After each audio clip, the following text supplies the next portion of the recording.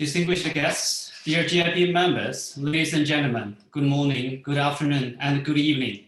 Welcome to the GIP webinar on financial support for transition to net zero, hosted by Standard Chartered Bank, co-chair of the GIP W3 Working Group 3, with support from the GIP Secretariat and the Hong Kong Green Finance Association. I'm Chen Ling from the GIP Secretariat, Beijing office. Really happy to catch up again with all of you. This is the first GIP webinar in 2021, and we are planning more such events in the rest of the year. As we see more and more positive signals accumulating for the COVID vaccination, we hope to host some offline events later this year and meet you in person. By end of 2020, around 44 economies have announced the carbon neutrality goals to support the Paris Agreement, and we found that more than 20 of them are from the Belt and Road region. And we found these economies actually are quite active in supporting the climate goals, where China pledged in September in 2060 to realize carbon neutrality by 2060. By announcing net zero targets, these economies will be on a clear path towards decarbonization. For example, we're also working very actively to revise the green finance guidelines in China to be aligned with carbon neutrality goal. It will be meaning clear transitioning to a green and low carbon economy, which would involve both risks and opportunities for the market. As a group of willing for green investments in the region, we pay special attention to this most recent development, as the transitioning process brings huge amounts of green investment opportunities, alongside the potential of financial risks as some high carbon assets might get stranded. For example, in China alone, the estimated low carbon investment demand between now and 2050 would be ranging from RMB 100 trillion yuan to hundreds of trillions of yuan, depending on different policy scenarios, while the total amount of stranded assets could be ranging from RMB 100 billion to 400 billion yuan in coal sector alone. To seize the next big thing, we need to reduce and avoid transition risk, and will need real innovation in both means of better understanding of the risks and the provision of more targeted products and services. We are very happy today to have great experts and guests from Standard Chartered, Stanford University, GIZ, EBRD, Credit Agricole, and China Re CRM to share their experiences and insights on climate transition. So today's event will have two panels focusing on experience of climate transition and financial products to support such transition. We hope to conclude within 2 hours and would encourage interactions between speakers and the audience when we have enough time. And before going into panel discussions, we're very delighted to have Professor Tom Heller and Tracy Wong Harris for the opening. Professor Tom is from Stanford University and an expert in international law and legal institution. He has focused his research on the rule of law, international climate control, global energy use, and created a climate policy initiative with extensive experience engaging with the developing world. So Professor Tom, the floor is yours. Thank you very much for staying us so late. Thank you very much, Chung Lin. I'm happy to stay up late here in California. It's been almost a year since I've last been in China, and I missed the opportunity. I miss my friends, so it's a pleasure for me to have this opportunity to say a few words at least. And then my colleague Barbara Buchner at CPI will make much more serious contributions. You know, I've been away for a year, and I also realized that I first started to work extensively in China 20 years ago in 1991, just about the time when the Rio Earth Summit was in preparation. And across those 20 years, we've seen remarkable changes, many of which Chung Lin has just mentioned in the course of his opening remarks. So what I'd like to do is simply focus on a very, very brief introduction to three of those changes that announce a substantial shift in the way that we have thought about both managing climate change and understanding the various dimensions thereof. So let me say first just a brief word about the three turns that we are taking. The first of which is highlighted in the title of this workshop, the turn to net zero. Why has this happened?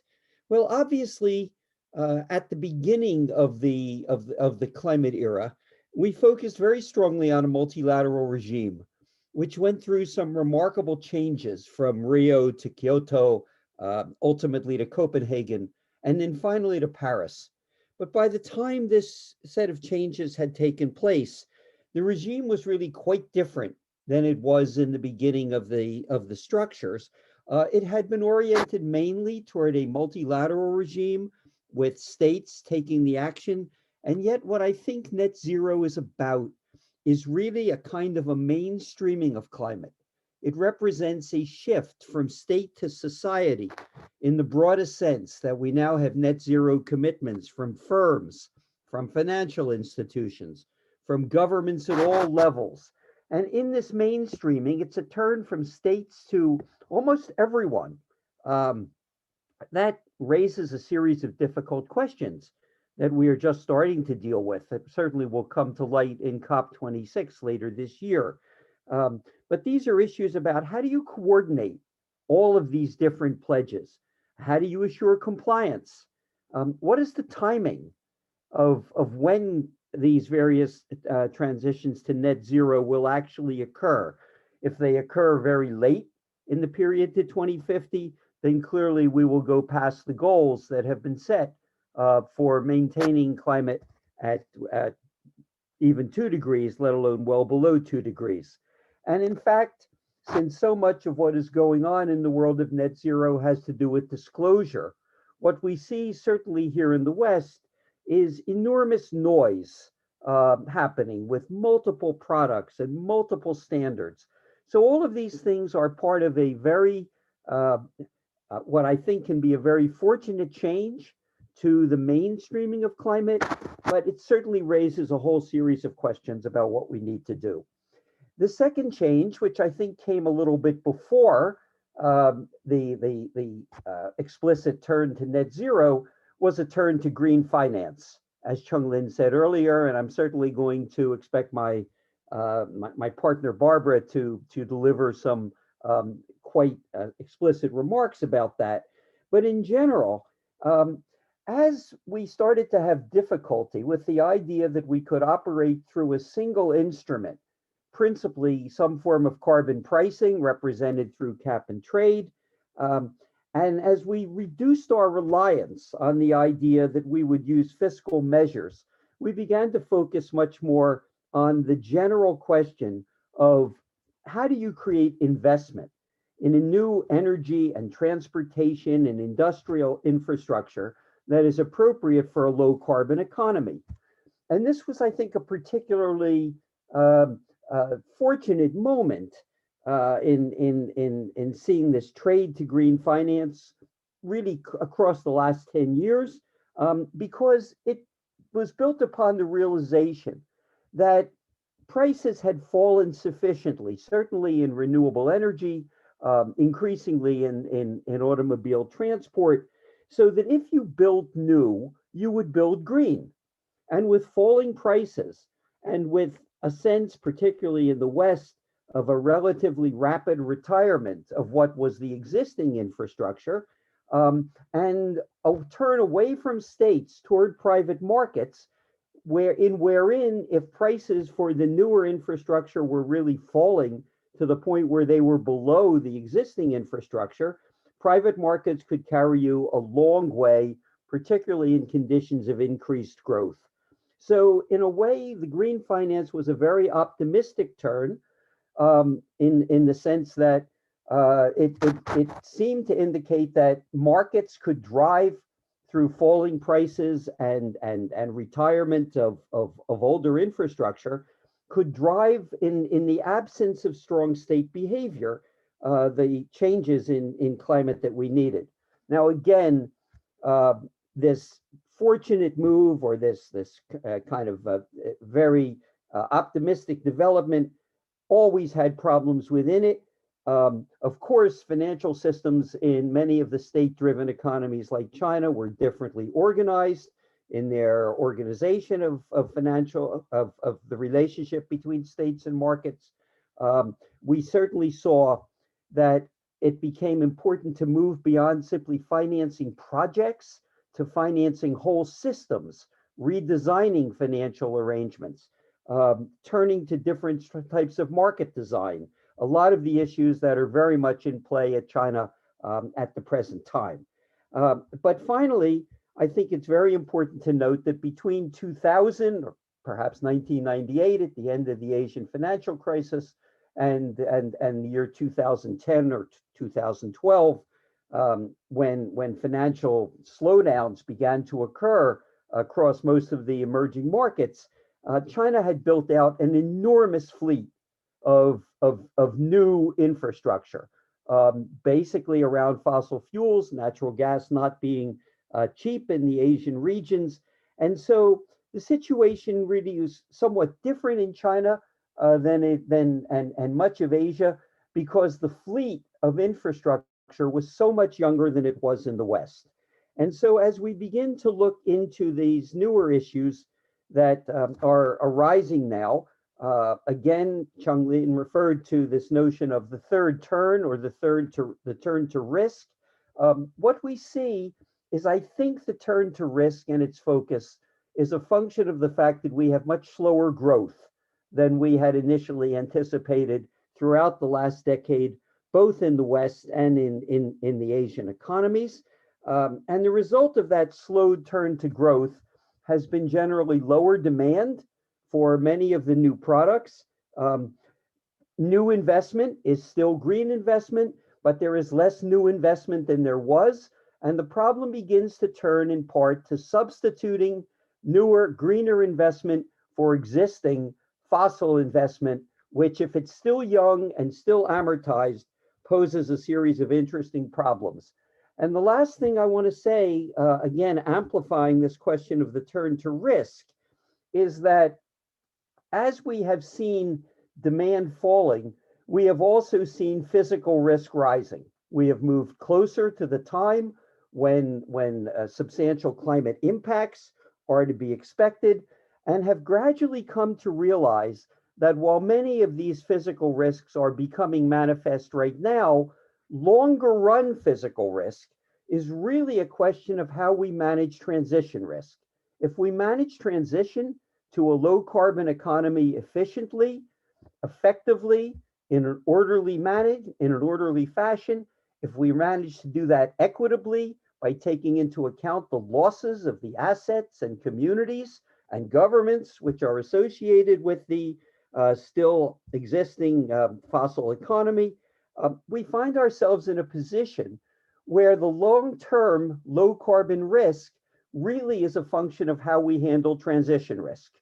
And so I would agree with Chung Lin that it becomes essential for us to think now about the management of risk, not simply disclosure, but the actual management of risk. And the issue that I think is really in front of us is we are not managing one, but multiple transitions. We are managing a sustainability transition, and I think this is particularly clear in China and its plans. We are managing a technological transition toward software and information technology. We are managing a governance transition that is happening through the opening up of platforms. We are open and various forms of AI structures that will change our nature of governance. FinTech is certainly in the same category of changing the way we do the governance of monetary relationships and financial structures. So it seems to me that China in some ways faces both a highly increased burden compared to the West, but also a substantial advantage. The burden is China has just been through one enormous transition over the past 35 years. And in the course of that transition has a relatively young infrastructure that raises the questions of stranded assets and how you manage transition risk. On the other hand, China has one great advantage. It has learned the lessons of transition, the lessons that the West has really not had to face for some time. And I hope and I think that China will learn from that experience in showing the way to deal with transition at a system scale that will be to the benefit not just of China, but to all of us. So thank you for this opportunity to open up. And I too look very much forward to being in China before very much longer. Thank you very much, Tom. I think your three terms you mentioned is very good. And I think the first two on net zero and also green finance will mean we have done a lot of work, including, of course, yourself. And if I try to summarize that into one word, I think it's getting enough. Not only the awareness, but also the investments. And the parties and risk. I think the members within the GIP and on the call actually from financial institutions who are real experts on managing these risks. And we hope they can help us managing the transition risks as well. So once again, thank you so much. And please feel free to go to bed after this. I know it's midnight, but you're more than welcome to stay because we will have another two panels, very interesting. Our next speaker is Tracy, who just joined the Standard Chartered Bank as head of sustainable finance, Greater China and North Asia. Before that, she was Deputy Secretary General of the Hong Kong Green Finance Association and also a close friend of us. Tracy, the floor is yours. Thank you, Changning. And good day, everyone, and a belated Happy Chinese New Year to you all. Thank you for GIP for hosting today's webinar and HKGFA for supporting the event on the most important topic of mankind on climate transition. I'm honored to be speaking with you all today.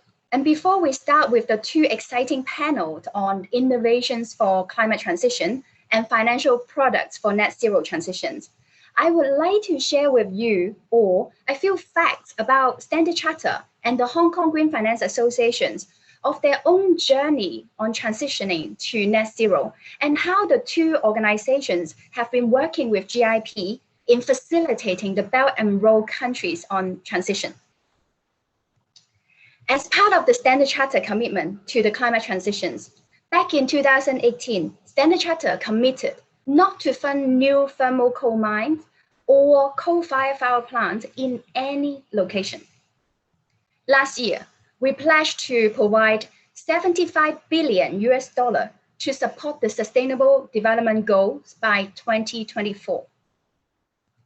Set all business operations to achieve net zero by 2030. Last but not least, Standard Chartered is committed to achieve net zero for the entire finance emission portfolio by 2050. A detailed transition pathway will announce later on this year. Coming back to GIP, Standard Chartered was the first British bank signing the GIP and received the Best Practice Award from the GIP Steering Committee last year. As a Belt and Road bank, Standard Chartered participated in more than 160 Belt and Road projects with a total value of more than $30 billion, including nearly 130 infrastructure projects in 2019 alone. And more than 50% of these projects are in line with the UN Sustainable Development Goals, such as renewable energy, waste treatment, and water resources. Coming back to the Hong Kong Green Finance Associations, for those who are not familiar with the Hong Kong Green Finance Association, the association is an independent NGO with a mission to mobilize both public and private resources and talent in developing green finance and sustainable investment in Hong Kong and beyond, leveraging Hong Kong's International Finance Center to channel the most needed capital into green and sustainable finance where it needed the most. Within the associations, we have a dedicated work group chaired by Rose Kate from Standard Chartered, who work directly with GIP Secretariat Office to further support GIP's work to bridge between international investor and the Belt and Road project owners. Back in 2019, GIP and Hong Kong Green Finance Association co-hosted the Green Finance Summit at the 7th Kutbuchi International Desert Forum, putting together over 150 green projects to facilitate the matchmaking exercise between project owner and investor. Last year, the associations also led the signing of the Exchange of Green Projects MOU between the Hong Kong government and the GIP. I will leave it to Changning to share more with you on this exciting news on the launch of the Green Project Database in due course. So with this, I would like to pass the floor back to Changning. Thank you.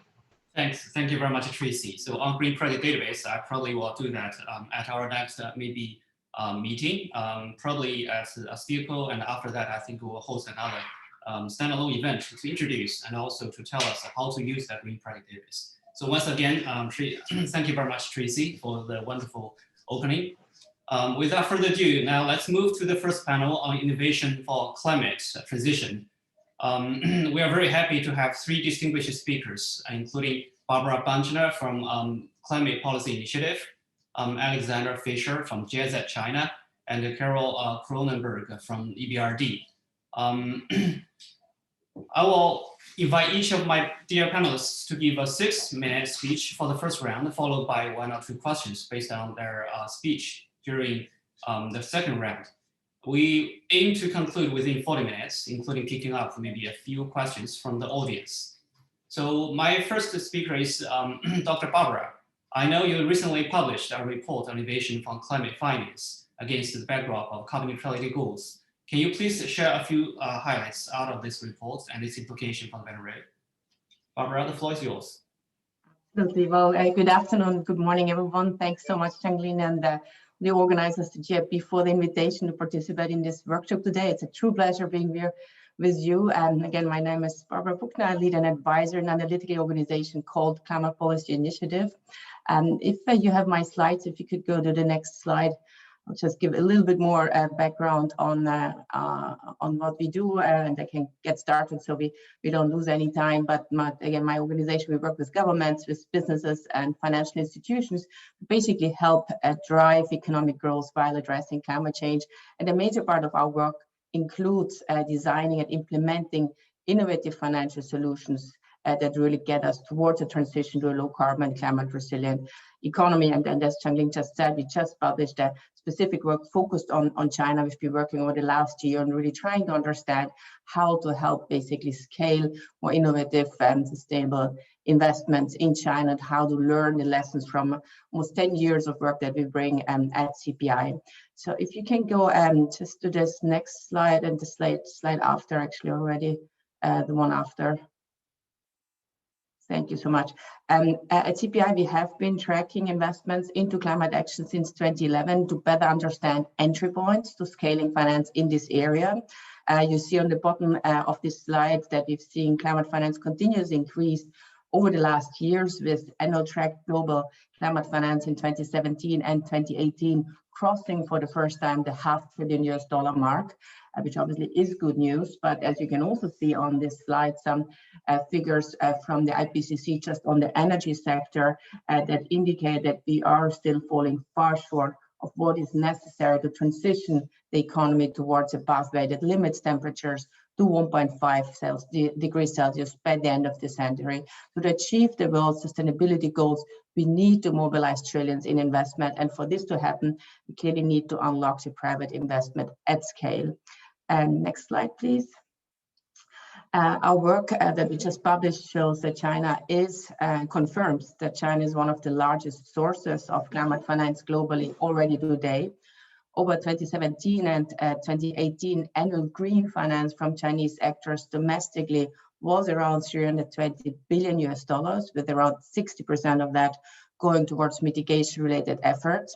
Yet, we'll know total green investment needs over the next decade amounts to around $14 trillion or $1.4 trillion annually, which means that the current level of finance will need to scale up by 3 to 4 times. China is also very well positioned to become a significant contributor of climate finance abroad through initiatives like the Belt and Road One. And in fact, between 2013 and 2019, China contributed nearly $300 billion in energy-related investments to BRI countries, and the latest figures from 2020 indicate that the share of renewables is increasing. However, the pace and the scale of transition must ramp up significantly to meet global climate targets. And why is it not happening yet? Well, what we've seen in our work is that there's a number of barriers, and these key barriers include private actors' limited access to formal financing channels and also green capital deployed by public institutions. They include a lack of diversity in financing actors and also very high search costs for impact-oriented investors. So next slide, please. The question is therefore how to scale investment, and again, how can we share some of the lessons from our work? What we again see in China is that public actors are a major driver of climate finance, and they have a key role in incentivizing innovation, but at the same time, private capital mobilization must scale up massively.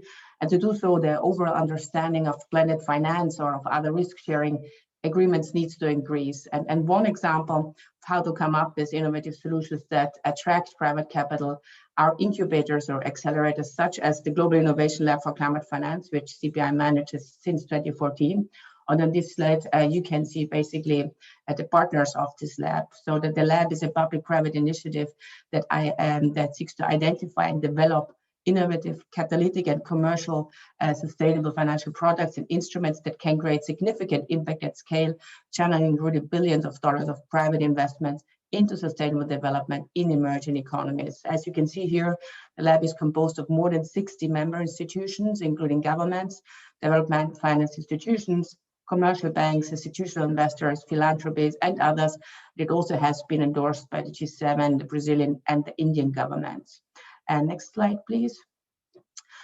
Just a quick overview. To date, the lab has helped develop and launch almost 50 instruments across a variety of sectors, with products ranging from bonds and funds to more complex securitized structures and platforms with insurance and blockchain components. And these cutting-edge solutions tackle investment barriers in many critical sectors, such as renewable energy, nature-based solutions, urban infrastructure, climate-smart agriculture, and other sectors key to sustainable economy.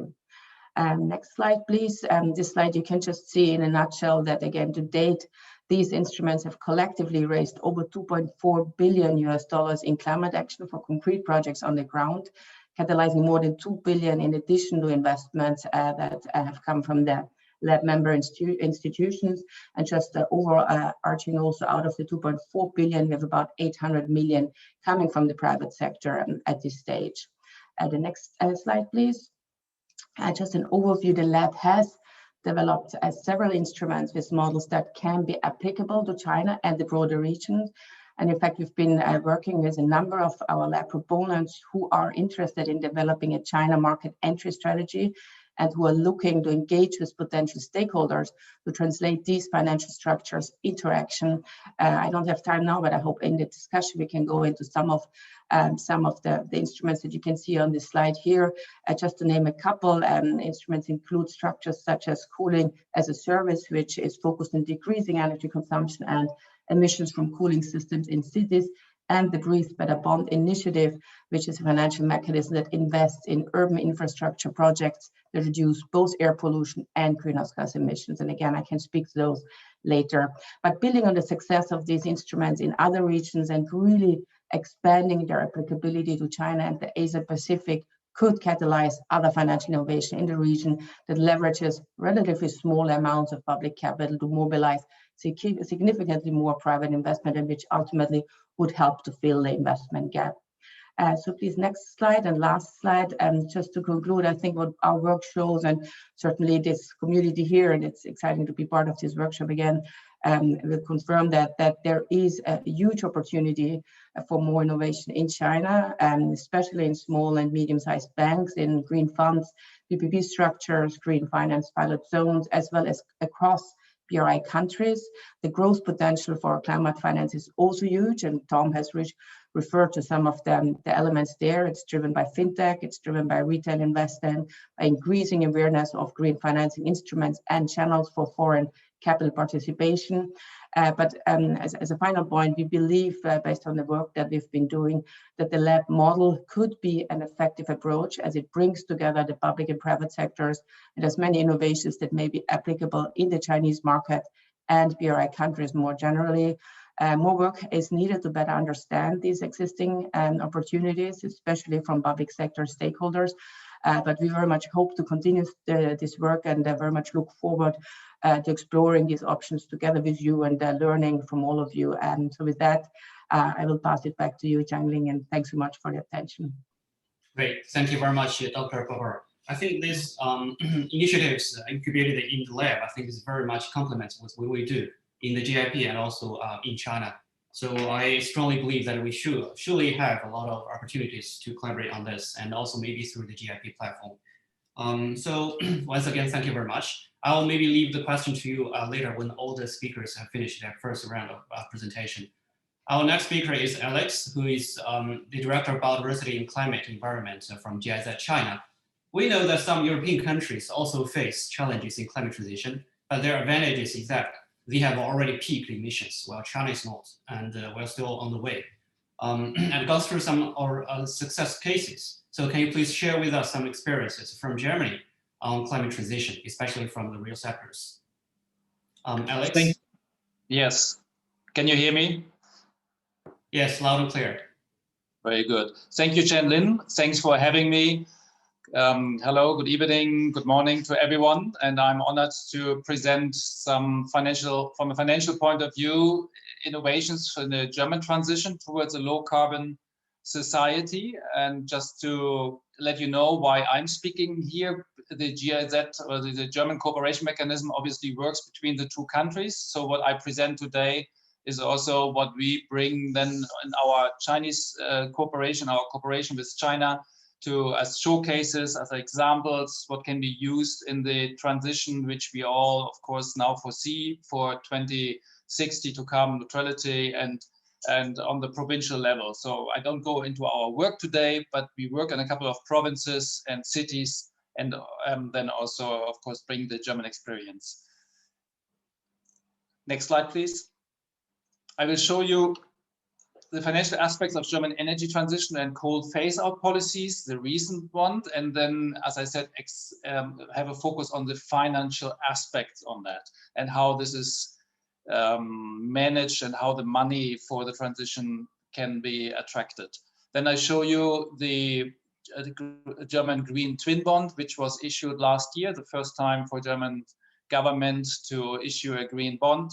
And then I show you the transformation of German utilities, E.ON and RWE, who made an asset swap to come together and to face their own future, moving to renewable energies after maybe decades of sitting or sleeping on the wheel, if you want to call it that way. Next slide, please. Germany clarified the financial budget support for the regulations that determine the phase-out of coal-based and broad political consensus. Obviously, for bringing billions of euro from the budget into the transition will need the political support, and we see that in Germany. And I would like to highlight to you the financial aspects of this transition. Germany's coal-fired power plants account for a quarter of national CO2 emissions and roughly 70% of EU total. Coal supplies nearly 2/5 of German electricity, a share that has barely fallen over the past decade. Germany has the largest fleet of coal-fired power plant stations in Europe and the fourth largest fleet in the world, after China, the United States of America, and India. The legislative act, based on recommendations of a so-called coal commission, which was a consensus between the government institutions, universities, think tanks, and civil society. In 2018, they formed a commission which was labeled on growth, structural change, and employment. In a nutshell, or especially the German public labeled it as coal commission. They came up with a legislation, the Structural Development Act, and coal phase-out regulations. And this, of course, implies finance, and that gets interesting, I think, for our discussion. The completely phase-out of coal power is agreed to be until 2038. At the latest, if conditions allow, the phase-out could be brought forward to 2035, and options to be assessed by 2032. And this will have to take place, obviously, on coal-fired power plant level. So each capacity has to be financed to phase out, financed to be replaced by all sorts of other zero carbon energy supply. So the first tender processes took place. While these, as I said, on the coal-fired power plant base is done through tender on the municipality level, on the owner level. The first tender process in September 2020 took place. There were 11 coal-fired power plants involved in the tender. The bidders were selected and announced. And the interesting part for this tender process is that the 11 bids which were handed in to be phased out coal-fired power plants in the range of 20 megawatt until 3.5 gigawatt was in the range of 6,000 euro per megawatt to 150,000 euro per megawatt for the phase out. So this was a vast range and a very interesting experience from political point of view, but also from an investor point of view. I think could be worth to have a deep dive for those who are involved in phasing out coal-fired power plant and replace them with renewable energy. Additionally to this tender process, the German government provides budget funding up to 40 billion euro will be available for support of structural change in coal mining parts of Germany until 2038. 14 billion euro will go to the lignite mining areas in Germany, and 26 billion euro will be used for research and other assistance programs for the affected areas. Next slide, please.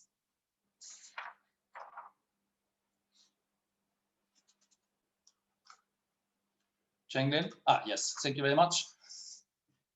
What you see, financial structuring of coal phased out in Germany will be realized by public tender, including exit and compensation as an innovative PPP approach, as I just also already elaborated. What you can see on the left side is the first already happened tender process for 3.1 gigawatt.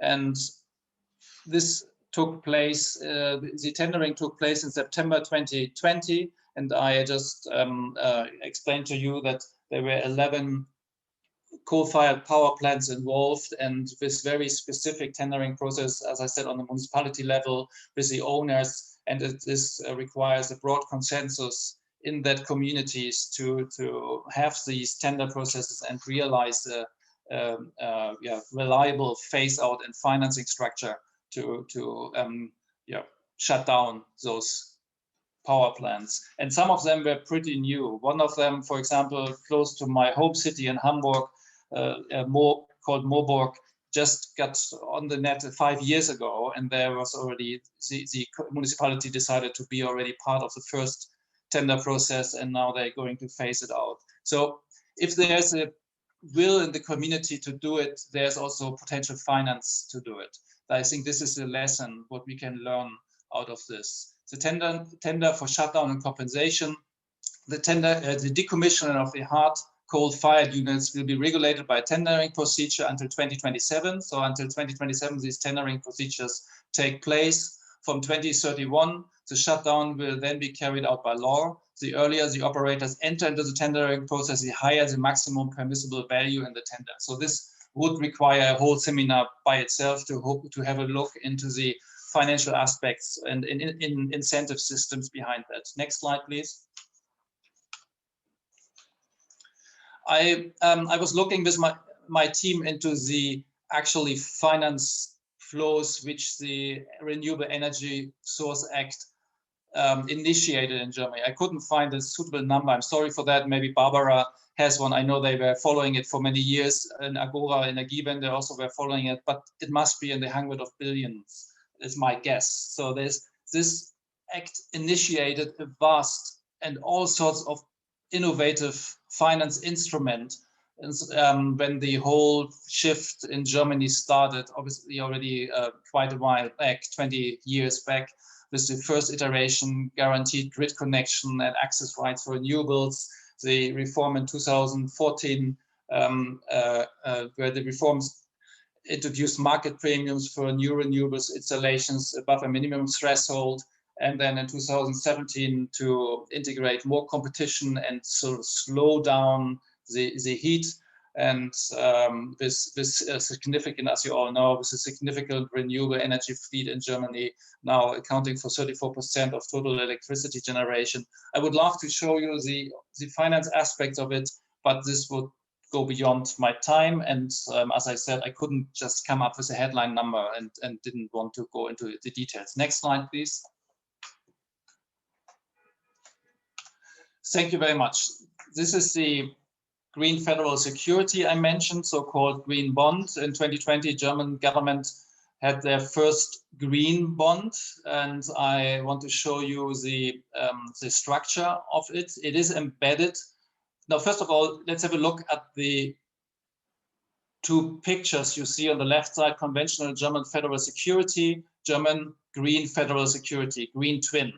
So the green twin is structured at the same time, in the same way as the conventional twin, but additionally, a team worked on the green aspects, the sustainability aspect, a declaration on allocations and impact reporting. So there's an agreement on what sort of investment can go into this bond and what the impact should be. So there will be an impact reporting after the first years.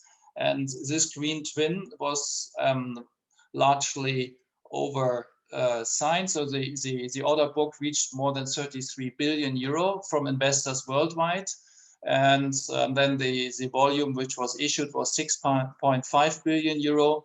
The comfortable point from a financial point of view that you can switch at any time. So you can switch from the green twin to the conventional twin if you, for whatever reasons, as an investor feel uncomfortable. So the German government took that risk on board. Especially they wanted to make sure that this first green bond was successful and paves the way for additional green bonds, which are on the way for 2021 already.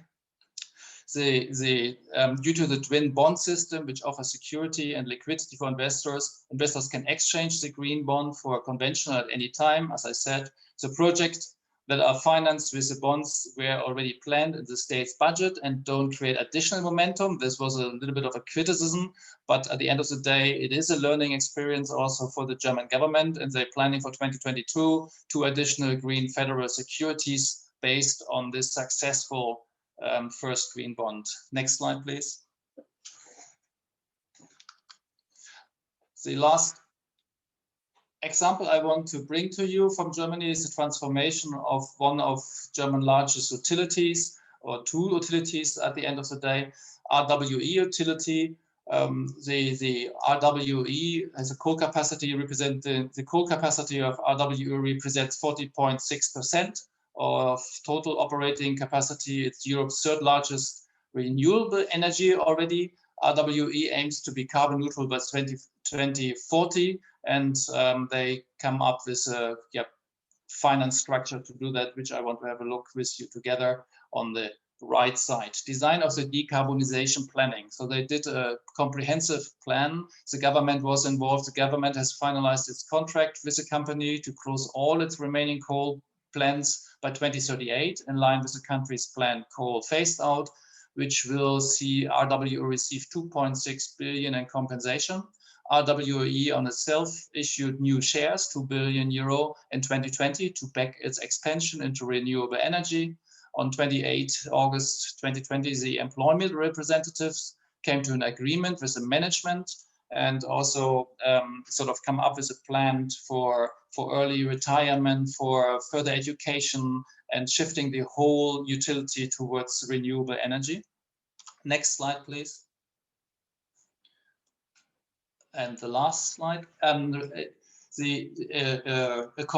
former competitor, another large utility in Germany, E.ON, and RWE finally decided to merge through an agreed asset swap. And this is maybe also of interest for finance colleagues in the group today.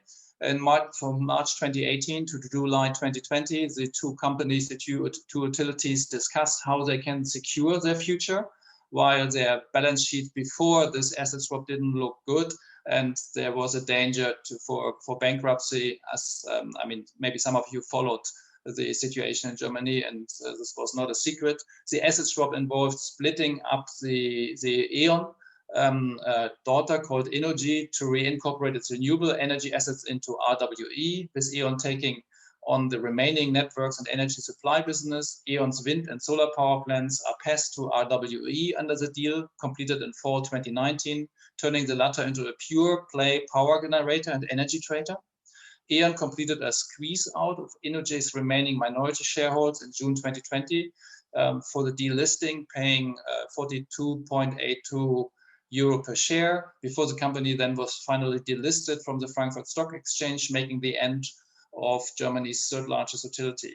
With a renewable energy asset back in-house, RWE is now planning to spend up to 5 billion on its clean energy business in Europe, North America, and Asia Pacific, with a view to growing its portfolio to 13 gigawatt by 2020 as part of the now completed takeover. And RWE is also taking over the employees from the former E.ON group. Then there's only my thank you slides following, and I will hand over to Cheng-Lin. Thank you very much for listening. Thank you. Thank you very much, Alex. This is very interesting. I think you have introduced a lot of interesting examples. And I think through not only the design of innovation for green financial services, but also on policy design can also help solve this issue. For example, as Tom mentioned earlier, he said the young fleet of infrastructure, especially those in the energy sector, and maybe other high carbon sectors might be a problem. And through maybe a smart design of policy and also institutional arrangements that help avoid stranded assets in the future. So once again, thank you very much. Our next speaker is Carl from EBRD. Hi, Carl. Really nice to meet you. Good to see you. Yeah, talking about transition finance, we must learn the standards based on which we can tell what activities and assets are eligible for transition financing. The EU Sustainable Finance Taxonomy is one of the earliest ones that have stated clear standards for transitory activities. So do you have anything to share with us? Are you going to use the slide or go? Yeah, I have a number of slides, but given the fact that I want to keep it short and even want to have some spare time for questions as well, I decided not to use my slides and just to give a very quick overview of a few minutes. Okay, you can share your screen.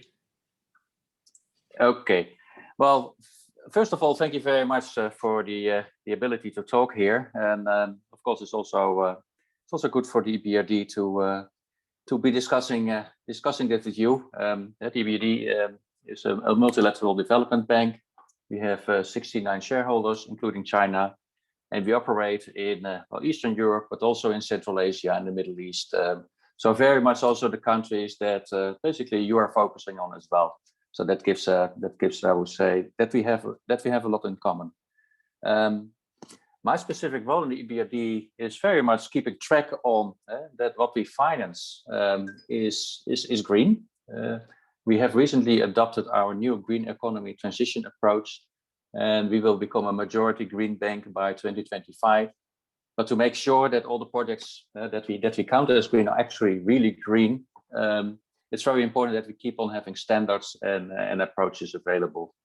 And this is also one of the reasons why the EBRD has been and still is very active in the work of the European Commission, developing a green taxonomy for economic activities. And what is, I would say, the most innovative part of it is that this initiative has started by the financial people. So it's not the traditional climate people or the traditional environmental people that started the discussion. It was really given by the fact that I would say the green transition that we have to make has significant impacts on the markets.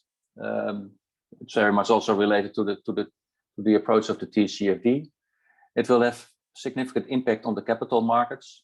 But on the other hand, also can we, I would say, shape the capital markets in such a way that access towards green finance is becoming more easy. And that is basically the fundamental issue or the fundamental objective of the EU taxonomy. Thomas Heller, he mentioned about disclosure. And yes, the EU taxonomy is a disclosure framework. It is nothing more than, I would say, a big library or a big dictionary, which basically states for a significant part of the economy, what are the criteria and the performance levels that need to be achieved, that these activities contribute towards this sustainable development. And what is very interesting in the discussions that we had in this technical expert group, this consists of about 50, 60 experts that were gathered together and had to work on basically filling up this dictionary, is that the focus shifted at a certain moment. First, the focus was very much on what is being considered deep green. And we all know what's deep green, that are the wind park, the solar park, the battery storage, the electric cars. But what of course is far more challenging, and it also came out of the presentation of Alex that we just heard, is what do we do with the, I would say, high emitting sectors? Because that's where the real transition needs to take place. How are we going to approach those sectors? How are we going gradually? Well, it's not so gradually. We need 7% a year to become carbon zero in 2050. But how can we transition those activities? And capital is needed for those sectors as well. So by just being deep green, you basically miss the whole point of the transition, which is very much about decarbonizing the high emitting sectors. So therefore, in the taxonomy, there is specific attention to those high emitting sectors.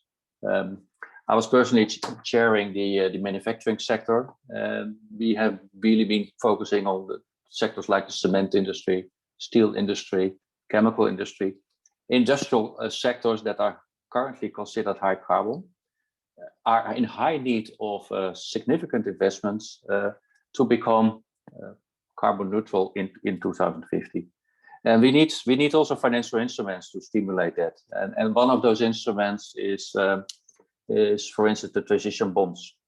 We all know green bonds, but transition bonds are basically bonds that introduce, I would say, high emitting sectors, and basically channel investments towards measures in high emitting sectors to innovate, to change, but also to close, to decommission, all that finance that is highly needed in the coming times. What is interesting of the EU taxonomy is that in comparison with, I would say, the old taxonomies that we use for reporting climate finance, that it takes on a more systematic or system approach. It's really focusing on economical activities and not on measures.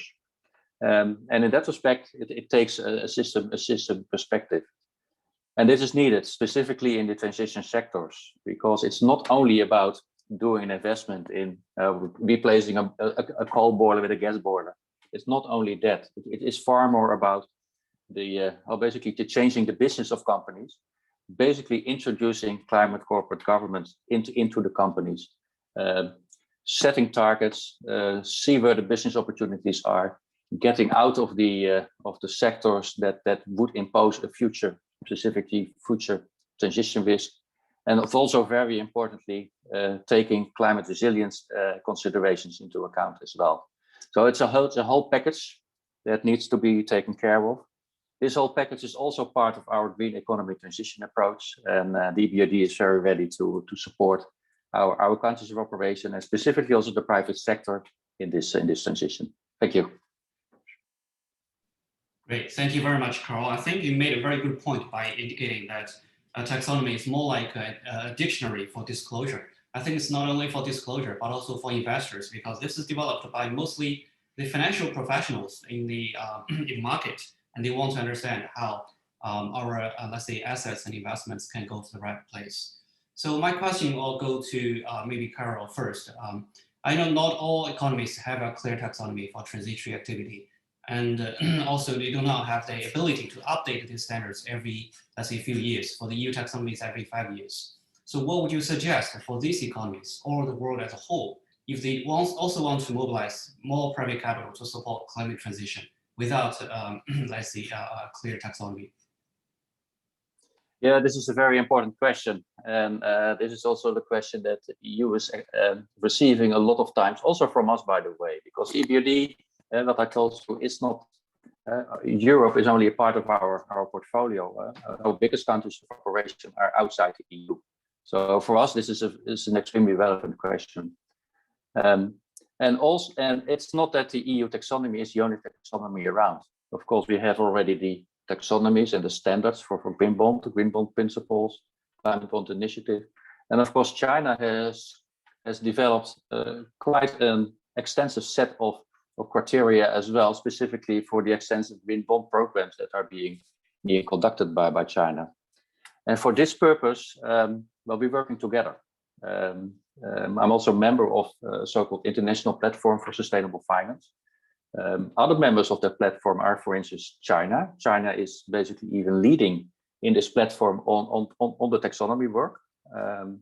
But it also includes countries from both South America, Asia, Africa. So it's really a community where we are trying to not to harmonize the taxonomy, but to see how can different approaches exist next to each other, specifically also to give clarity to the investors' world. Because the last thing that you want to have is that, and I'm now talking with my EBRD hat on, that our countries of operation will miss out because they cannot apply EU reporting standards.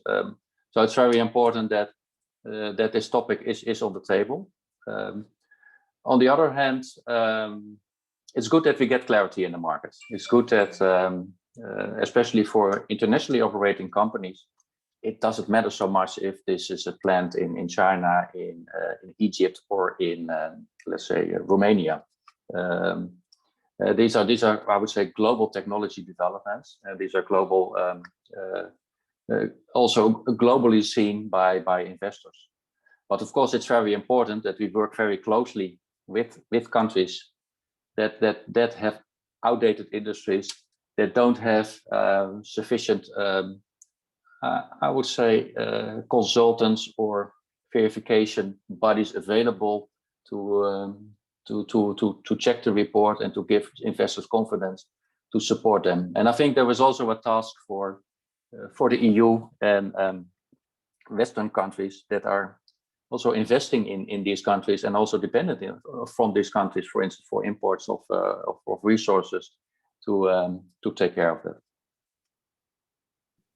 Thank you very much for your detailed explanation.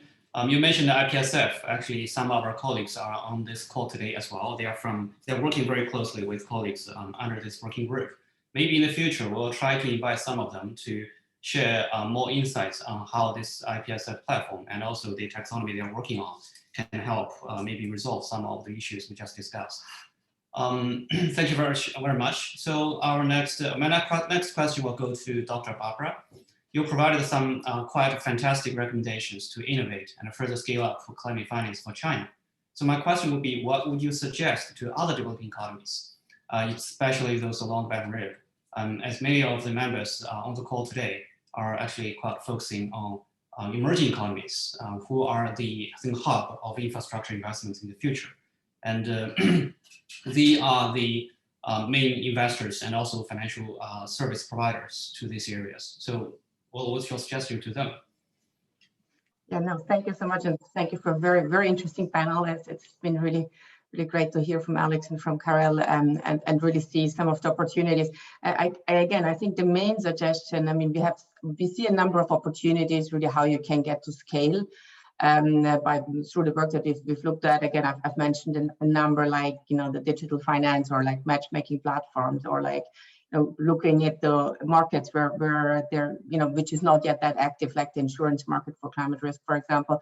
But I think the main recommendation that I would want to share with other BRI countries is really this lab model. I think we have managed with a, relatively kind of small effort to actually mobilize a really, large amount of investments into the harder sectors. And I think what Karel also said, I think this model is also ready to be applied to the harder sector, to sectors where you need to, for example, accelerate coal retirement or other parts. So this model really works. It works by really allowing the public and private sector to coordinate, to learn from each other, to understand which are, risk sharing agreements that could allow really investment to come in and capital to be scaled up. So if there's the one recommendation, I would very much, love to see, to explore how we can support through this lab model and through this approach, really kind of the scaling up of transition investments, basically, and of sustainable investments to ensure this like net zero future across the BRI countries. And I think there's a lot of interest also from real project developers to go into these countries. And so I think I would love to share more lessons and be able that we can kind of share our insights and help to come up with these ideas. But again, I think the lab model works, and I would love to explore it with the BRI countries. So let me stop here. Great, thank you very much. So as a response, can I actually share your recent publication with the GIP membership for their recommendation, because some of them are actually very actively investing in this area. And I think this recommendations might be very helpful for them. That would be fantastic. Thank you so much, Shanglin. Thank you. Great, thank you. So Alex, you mentioned a lot about the policy design to avoid the transition risk and also make sure the transition is smooth and possible. So can you tell us a bit more about the financial sector's role in Germany's climate transition? Thank you very much, Shanglin, for that question. Having worked the last years on the environment side, I was not deeply involved in the finance sector, but my sense is there's a big change happening. So what I see now are job offerings for ESG managers, including the climate aspects. I hear from colleagues from the climate community shifting from climate community to financial institutions, whether it's Wells Fargo or other institutions getting hired. So my sense is it is happening now. And really the shift of the financial institutions, seeing it as a niche, but getting into mainstream. And I think this counts very much the same for German financial institutions as the US and as China. I think Chinese financial institutions are not a single centimeter behind than the thinking in what to do with sustainable investments, green investments, than Europe or the US. They are ready, but those who move first and really take innovative risks and build teams to work on sustainable investment related to climate before the current new movement, let's say, I mean, when Tom was in Rio 1992, I think from there, it really took a long time. But then also, to be frank, also us as a climate community, it took us a long time. Where Germany is now also took 30 years to be in that position to really be able to provide the policies to make that shift happen. The Renewable Energy Source Act is a good example where the finance community immediately jumped on, and they happily provided all the financial instruments the communities in Germany asked for to set up their own power plants. And I think there were like around about 500 newly built community power plants in Germany after the Renewable Energy Source Act came out. This was obviously financed through a lot of the German finance system, which is mainly state-backed, the so-called Sparkassen, which have a guarantee from the German state. So the finance community is ready, obviously, if a act comes out, but the shift itself and mainstream, I think it's happening now, and it's happening in Germany, China, and the rest of the world. That's my sense. But maybe Tom or Barbara want to weigh in, or other colleagues on the call want to weigh in. I would love to hear their view as well. Thank you, gentlemen. Thanks. Thank you very much. Actually, we already understand that financial sector's role. I think in 2017, when Germany was the G20 presidency, we actually communicated very extensively with local financial institutions. And today, we have 2 banks from Germany in the GIP as well, including Deutsche Bank and Commerzbank. They are also very active in promoting this. I fully understand they're probably also doing the same in Germany. So we're of the conscious of the time. I'm already out of time, but I still would like to open the floor for Q&A and pick up maybe 1 or 2 from the audience. If you have any question, please feel free to raise your hand. By click on the raise your hand button on the platform, or you can simply maybe unmute yourself and raise the question if you're online by dialing in through landline.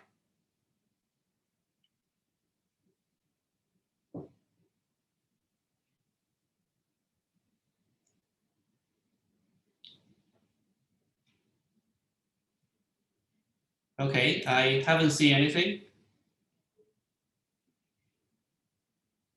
If there's no question, I would suggest you to stay with us for the second session, which is, I think, more interesting because we'll be talking about cases and also financial instruments. And there might be a lot of stories and success behind this. Now, let me just pass on the floor to Tracy, who will be moderating the second session. Tracy?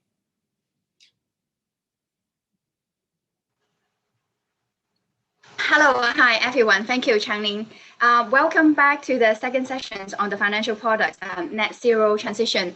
For those who just joined the webinar, my name is Tracy Wong Harris, Head of Sustainable Finance for Greater China and North Asia at Standard Chartered Bank.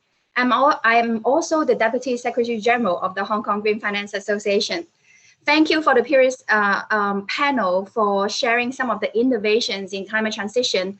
And now for our panel coming up, we will be deep dive into the latest progress in transition-related financial products, bonds, loan, funds, and insurance to show some light on how market players can be better engaged and benefit from net zero transitions. So without further ado, let me ask our panel speaker to introduce themselves and their organization. Ladies first, let me start by why don't we start with Isabel?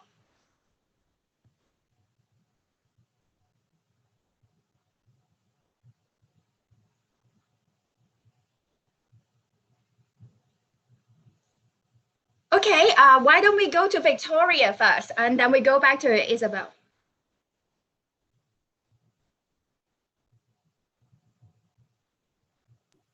I think they need to be muted. They need to unmute. Okay, sorry. I will let Isabel go first. I think it was the...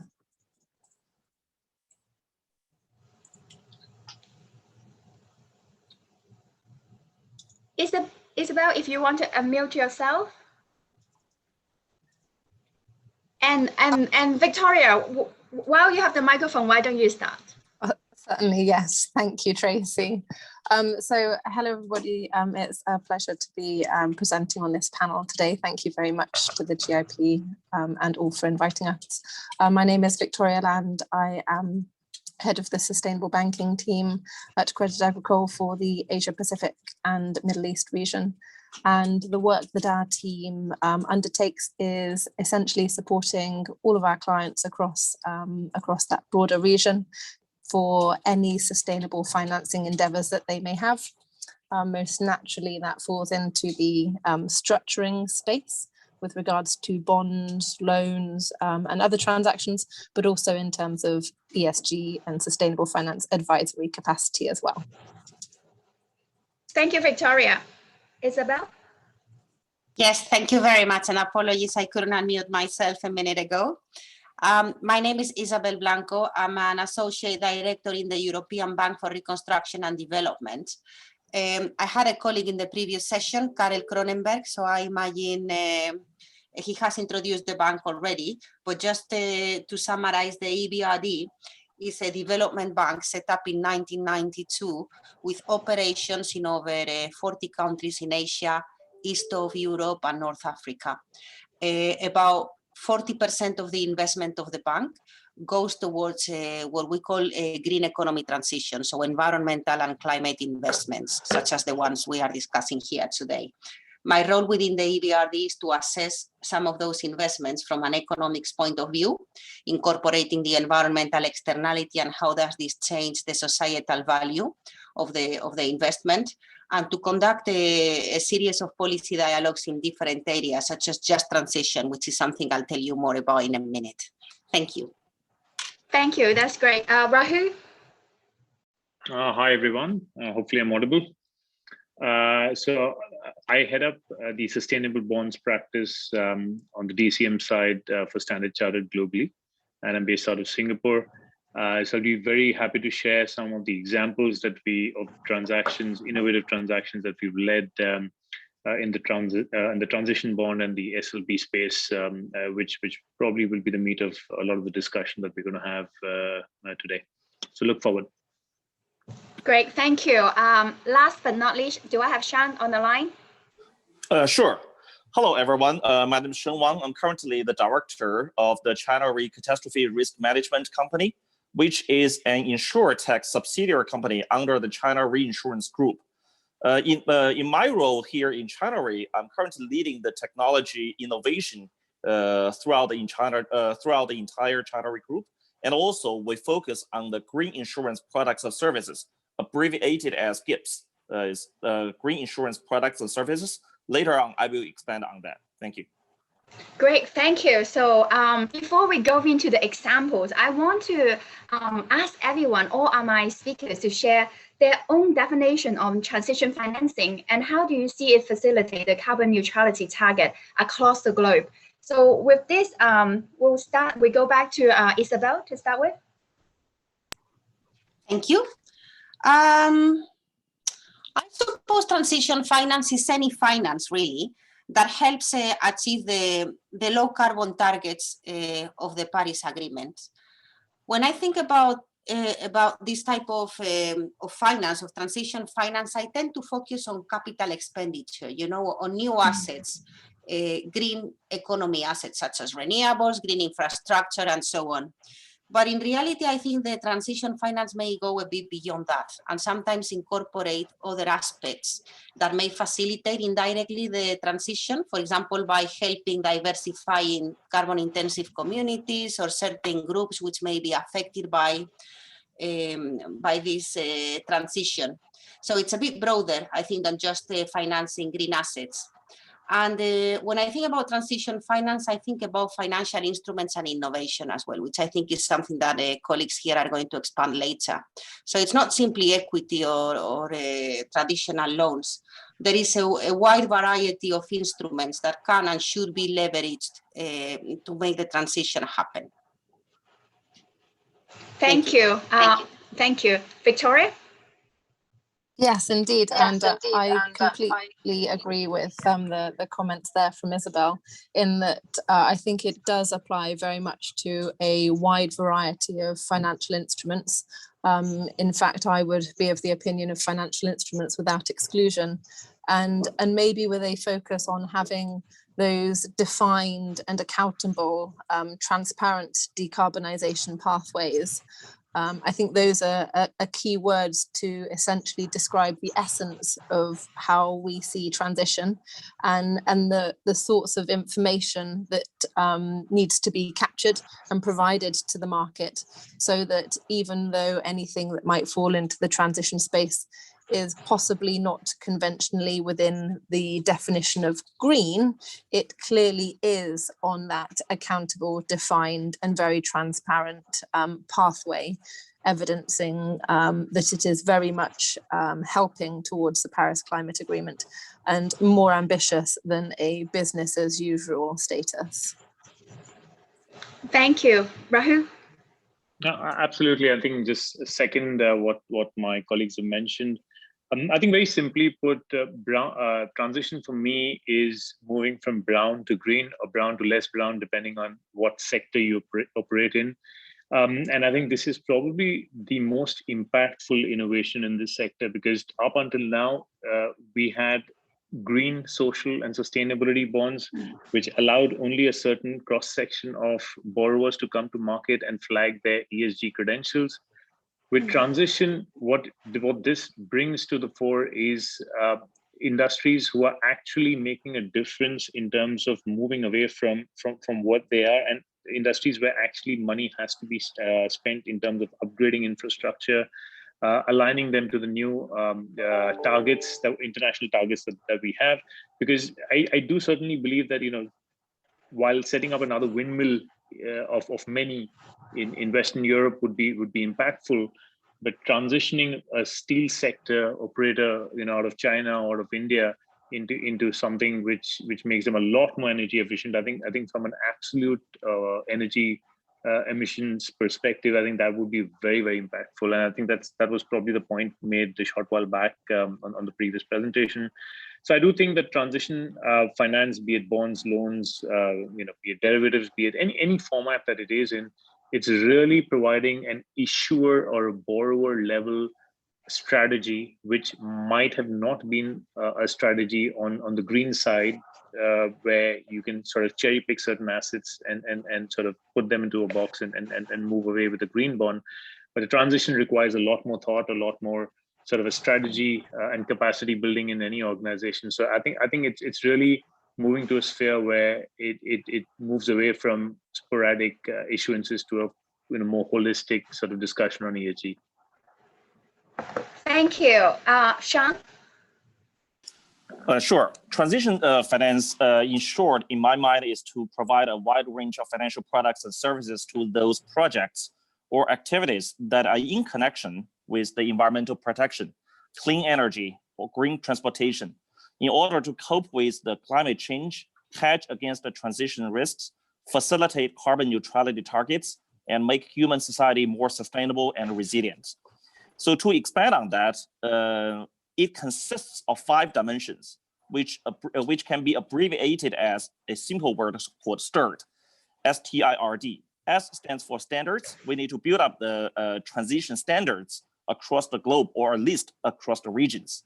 The second T stands for the technology. We need to use new technology, for example, catastrophe risk management technology or risk modeling technology to model the risk and also to make the risk, first of all, visible, and the second, quantifiable, and thirdly, is the manageable.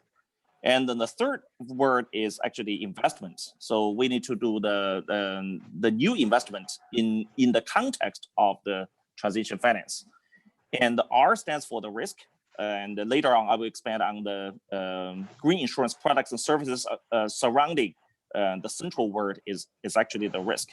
And the last but not the least, D stands for the disclosure, which is more related to the governance and also the legal perspective in connection with the transition financing. So in short, my definition of the transition finance is STIRD: standards, technology, investment, risk, and disclosure. Thank you. Thank you. It's a very good summary of categorizing this.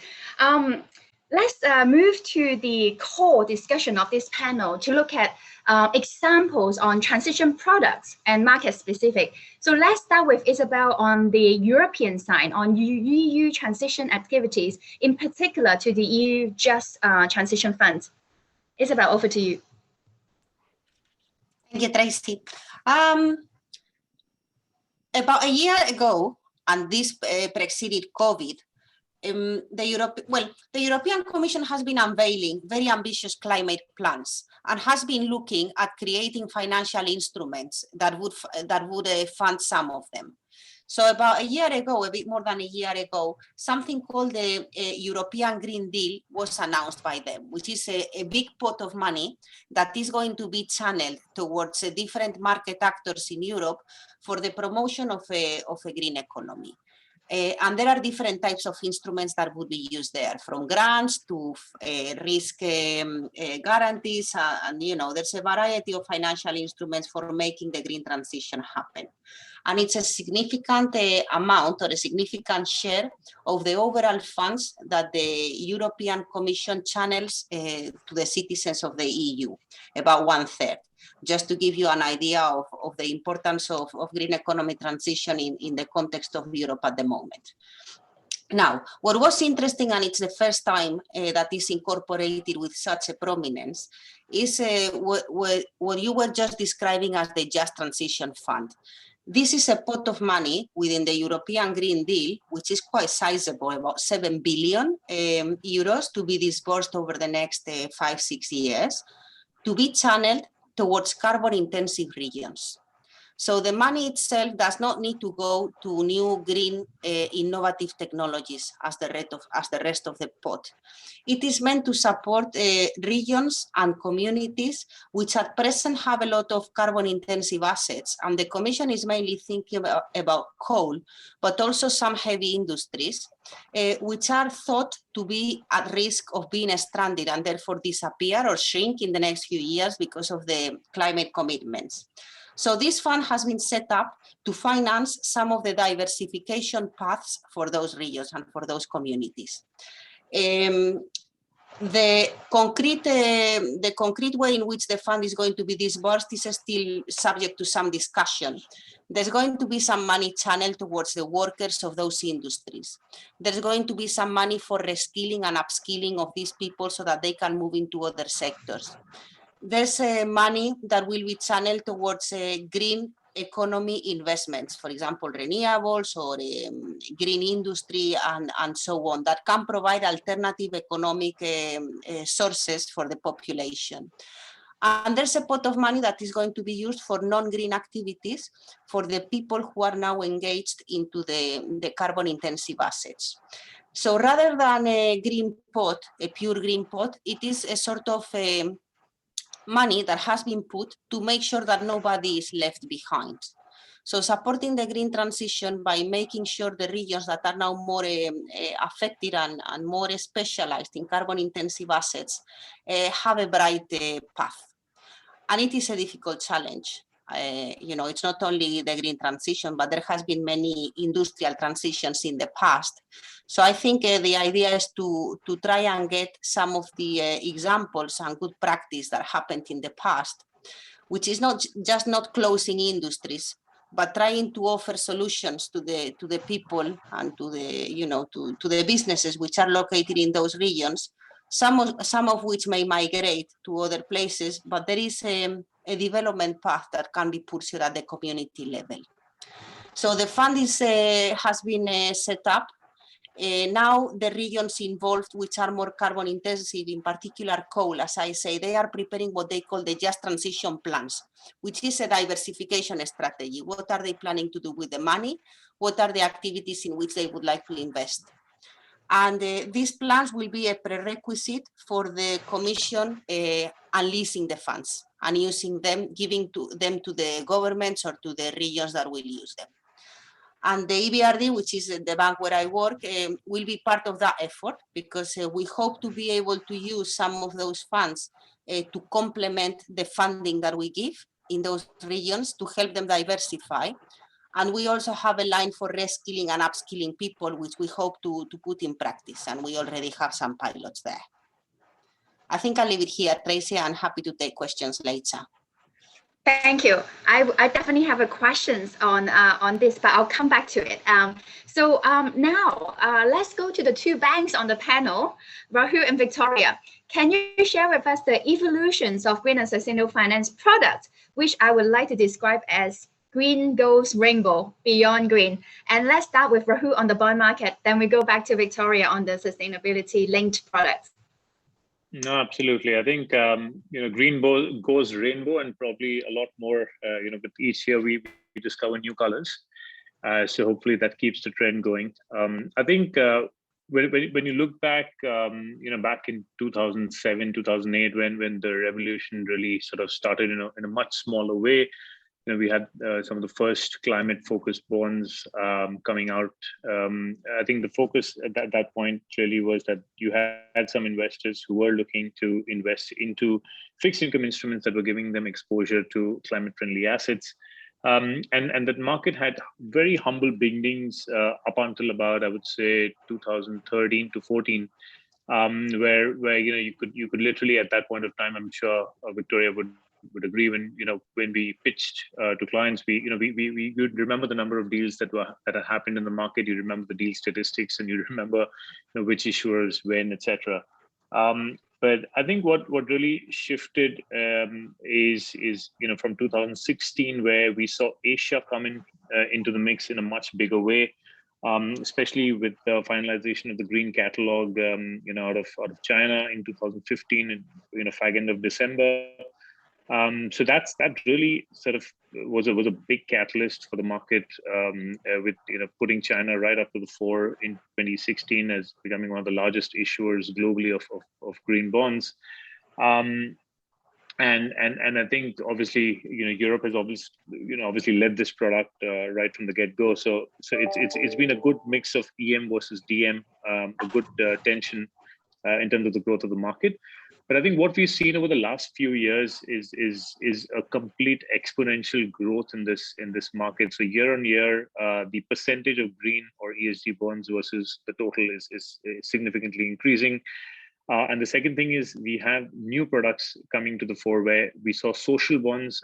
Last year was one of those years where, with adversity comes opportunity. We saw social bonds coming in a big measure and forming about nearly 30% of the total pie of ESG bonds from a very minuscule part. So social and sustainability bonds clearly allowed a number of other issuers who were not specifically focused on green to allow them to come out with more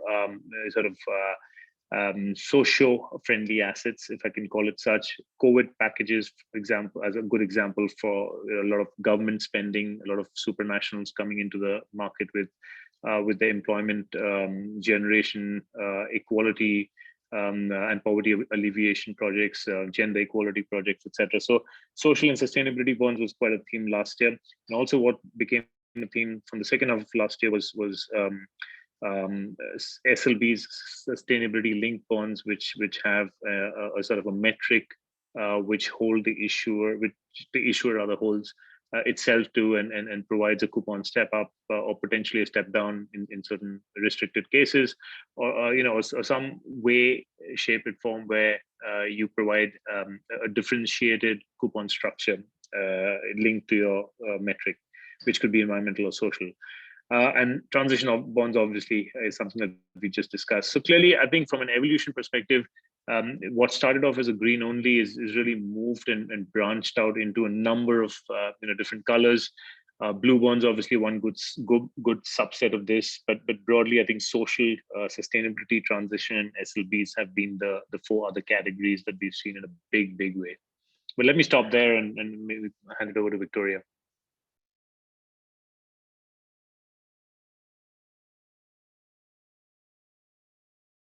Victoria, you're on mute, I think.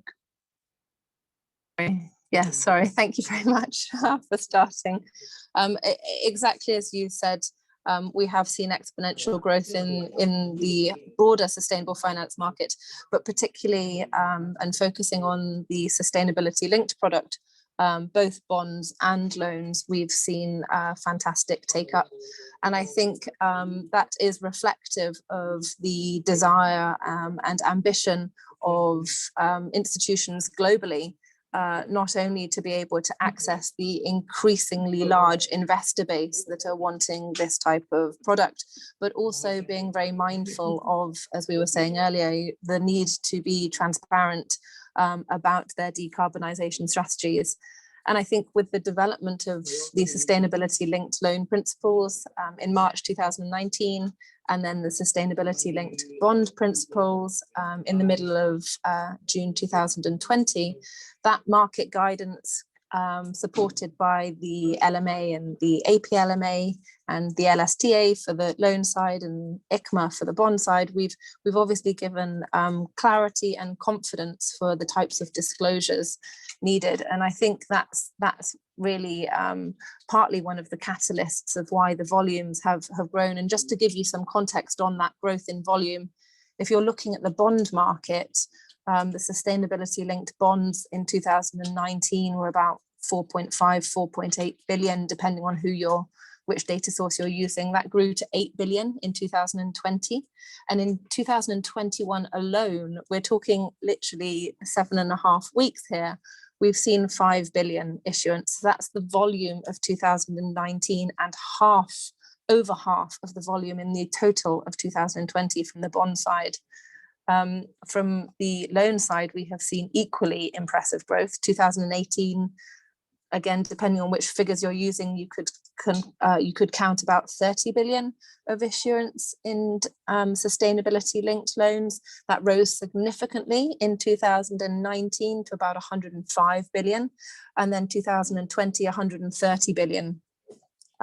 The data for 2020-21 is again showing a huge step up with, again, depending on which sources you're looking at, already around about 40 billion of loans there as well. So I think that gives you just a little bit of a context for the amount of volumes we can see, and also the diversification of issuers that are coming to this market, those that don't necessarily have the targeted use of proceeds, which was very much the green, social or sustainability product, but rather more wanting to align their corporate strategies and as Raoul mentioned, the ESG KPIs and targets with such funding structures.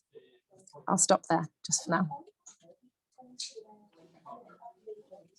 Now I'm on mute. Yes, thank you. I'm a big fan of sustainability-linked products, and I think you really spoke very well about the transparency. When the standard come out, it suddenly boom. It's like growing mushrooms in the market, and indeed.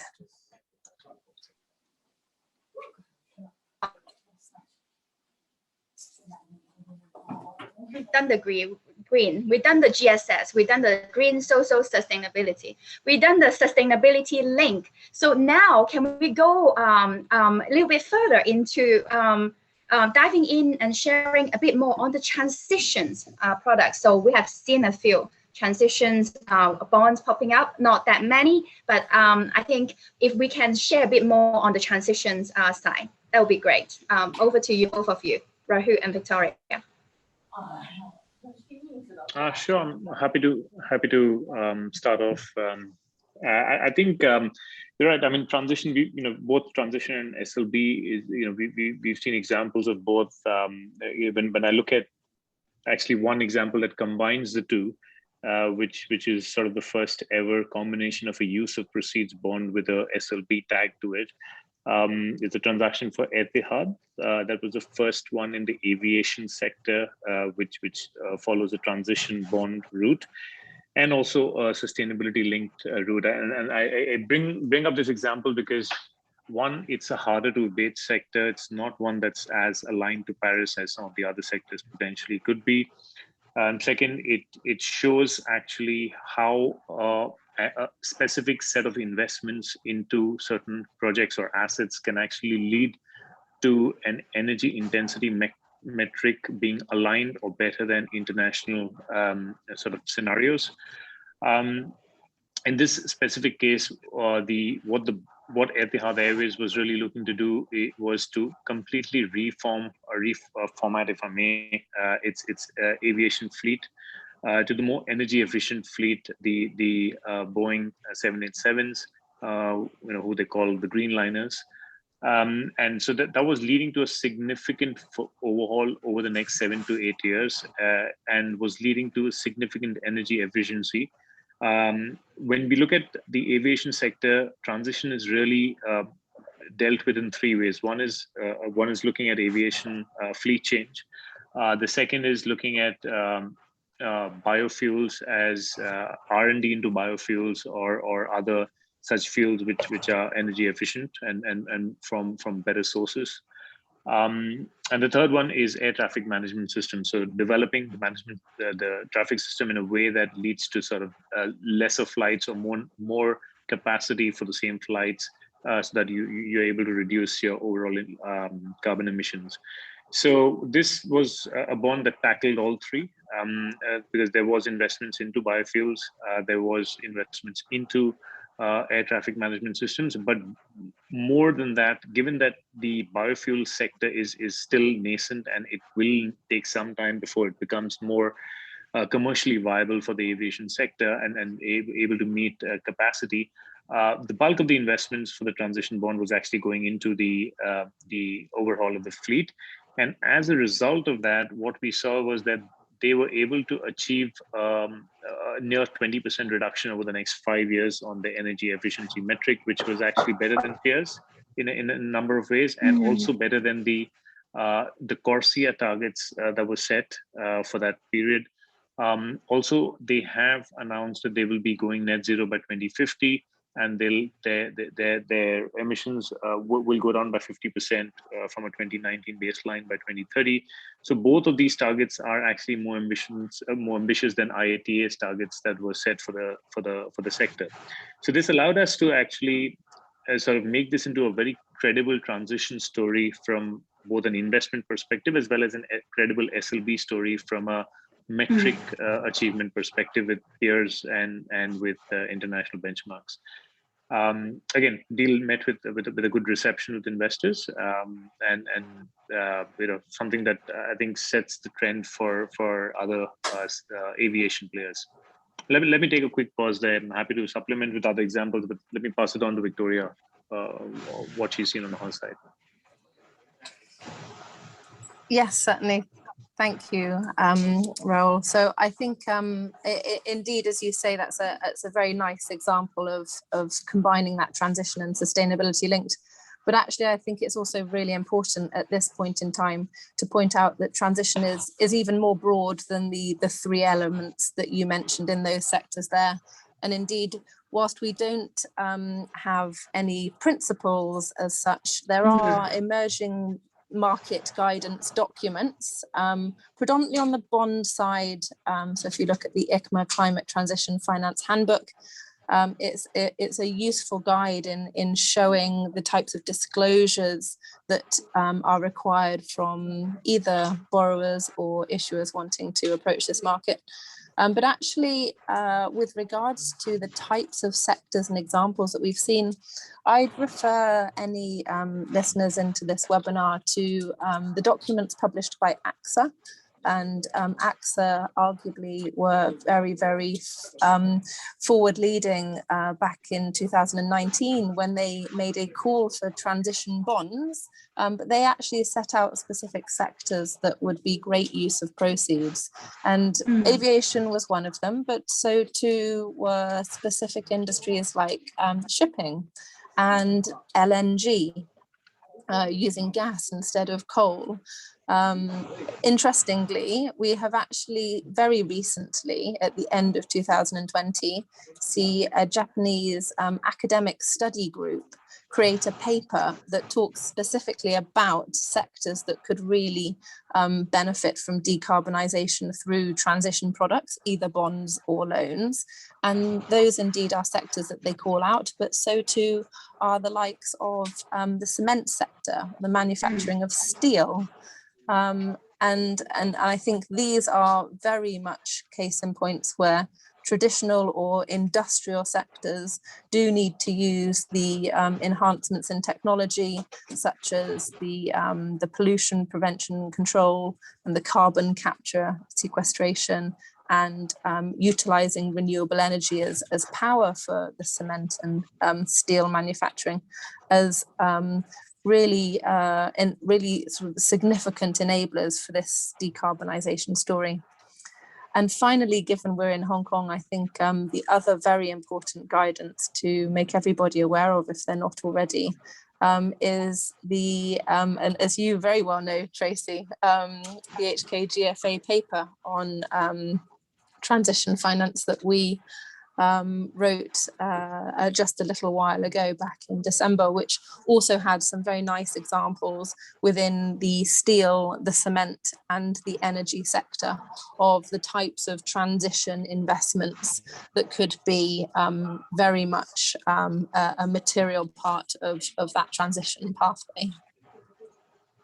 Thank you, Victoria, for calling out the transitions paper that we issued. I couldn't not. Last year.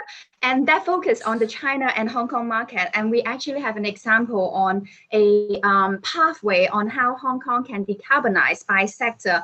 And then, like Victoria mentioned, some of the heavy carbon intense sector was called out, and then the whole banking working groups work together on this paper. So I do encourage everyone to take a look, and happy to share the links after too.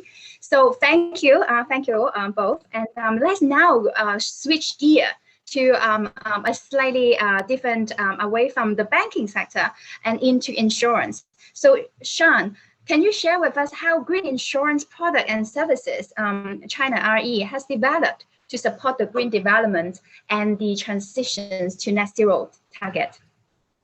Sure, Tracy, thank you very much. First of all, I want to talk about there is a fundamental change or material transition in the current insurance industry. Is actually from the retrospective looking to the prospective looking, which means that the traditional under the traditional framework of the insurance industry, the profits is actually the premium minus the compensation, right? And if we want to increase our profits, so one way is to increase the premium, which is much harder. And the other way is actually to decrease the compensation. How to decrease the compensation is actually by mitigating the risks. So the first thing is we know that we want to mitigate the risks, but how to mitigate the risk in connection with the green insurance and the products and services. One way we can do is in the traditional framework is we can increase the premium if the underwriting assets is carbon intensive. So that actually serves as an disincentive or discouragement to the carbon intensive underwriting assets or industry. The second way is we can empower, for example, like photovoltaic or onshore offshore wind turbines by using our new insurance technology to mitigate the risks. And then that risk is actually deeply connected with the climate risks. For example, as we know, the climate risk will impact the intensity, for example, of the typhoon. And then the intensity of the typhoon will further impact the current framework of the risk analysis, especially the environmental risks analysis. So here in China, one product or services we develop is actually using our catastrophe risk model to model the expectation loss incurred by the, for example, typhoon or earthquake. And that model consists of the 4 modules. One is the, we call the HEVL, is the hazard module, exposure module, vulnerability module, and the loss module. So within each module, we collect the big data. So the data will actually, if we collect, there is one famous quote called, more is different. If we have more data, actually the risk will be more visible. If we can see the risks more clearly, then which means we can do more computation and also manage the risk much better than the current framework. So that's why in my previous conversation, I will talk about the central word here in China. We will develop or will be committed to the green insurance or green finance development is actually the risk. So the R is the most important word. So we carry out the risk analysis by, as already shared, is by building up the models and to further predict the risks. So in other words, is for example, in the energy industry, we want to build up the energy resilience, or the future energy we can call the new name is called Fenergy. So that we build up the energy resilience empowered by RI, which is the risk intelligence. And what does the risk intelligence consist of? It consists of the, for example, the 4 layers. The risk vista, we build up we collect the data, so we can see the risk much clearer. The second layer is what we call the risk cube, which is the model, for example, like the earthquake model, the typhoon model, or the financial model, to build up to make the risk quantifiable. The third layer is what we call the risk portfolio, or it's actually the short name for the risk portfolio. Is we want to analyze if we combine all of those risks together, what will be the integrated or aggregate performance of that risk. And the last but not the least is the top layer, what we call the risk insights. Is we will based on our experience, we provide the risk insights to different industries, to different verticals, and help them to smooth transition. All right, thank you, Tracy. Thank you. So can I ask, so is this product only just available in China, or is it available somewhere else outside China as well? We develop here mainly in China, but we'll in the next few years we are going to gradually propagate or disseminate our recent developments here in China to, for example, to regions like Belt or Road regions, and also to other countries. So some of the technique is proprietary here in China, but a lot of concepts is actually is well known. So it's basically this, as I said again, is shifting the gear from the retrospective looking to prospective looking, and how to predict the risk is we have to use big data. So that big data, in combined with the AI, artificial intelligence, and also with our what we call the RI, the risk intelligence.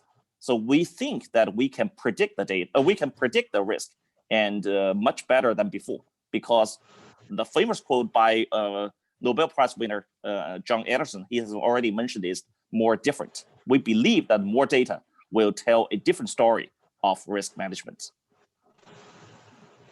Thank you. So I think that alludes to my next questions before I open up for Q&A. So I do encourage everyone online, post your questions. We have brilliant speakers on this panel. So do ask questions on the chat, and we'll pick up your questions after my final questions to the panelists here. So I want each of you to highlight what are the one key challenge or one enabler that in order for transitions market to scale up, in particular in China and BRI. I think I kind of know what Sean's going to mention, but let's go back to Isabel to start with on these questions. One key challenge that you see in the market that either is blocking it or the opposite, the enabler for us to really scale up the transition market. Thank you, Tracy. I think I would, if I have to pick one, I think I would focus on incorporating and pricing some of the climate externalities, to have a level playing field between investments. So probably having functioning carbon markets or an equivalent tool that takes into account and incorporates into the financial flow of a project the environmental damage or benefit in a way that better reflects what is happening in the real world. Maybe thanks for that. I think if I may, I see transition as a concept today where green bonds was probably 10 years back, which leads me to believe that education is going to be a very, very important enabler. Because I think when you talk about transition and to Victoria's point in terms of the vastness of the subject and whether you need to which scenarios you need to align with, how do trajectories work?